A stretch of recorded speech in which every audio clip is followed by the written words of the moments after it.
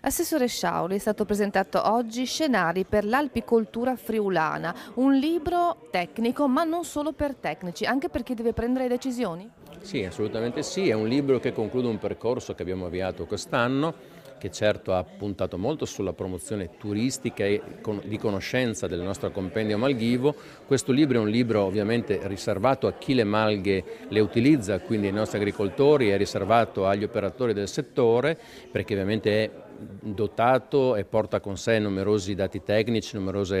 anche indirizzi di utilizzo dei nostri pascoli e anche dei nostri bovini piuttosto che altri allevamenti. Però è anche un libro, secondo me, fondamentale per chi deve prendere delle decisioni. Penso alla parte politica, perché ha anche l'ambizione di delineare gli scenari futuri del nostro compendio malghivo, ovvero darsi delle priorità, individuare la vocazione delle nostre malghe e fare delle scelte.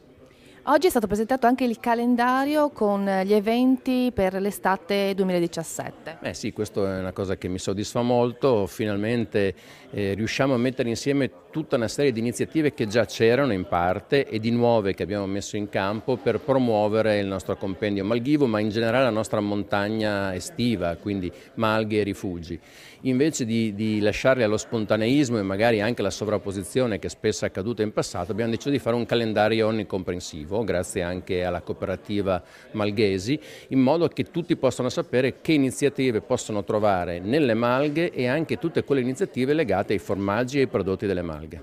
Le malghe sono un'opportunità per la nostra regione? Sono una straordinaria opportunità e sono anche la salvaguardia da un lato di una cultura e di una tradizione e una tradizione antichissima che ovviamente si stava quasi perdendo e che per fortuna sta ritrovando anche una nuova forza e che oggi probabilmente diventa davvero anche una straordinaria opportunità, perché vicino a quei prodotti caseari che si possono trovare solo lì per le particolari condizioni climatiche della nostra montagna e anche dei versanti stessi delle malghe, vicino a questa grande caratteristica e alla capacità di legare al territorio questi prodotti, abbiamo anche l'opportunità di dargli una veste turistica e la possibilità di presentare la nostra montagna al meglio.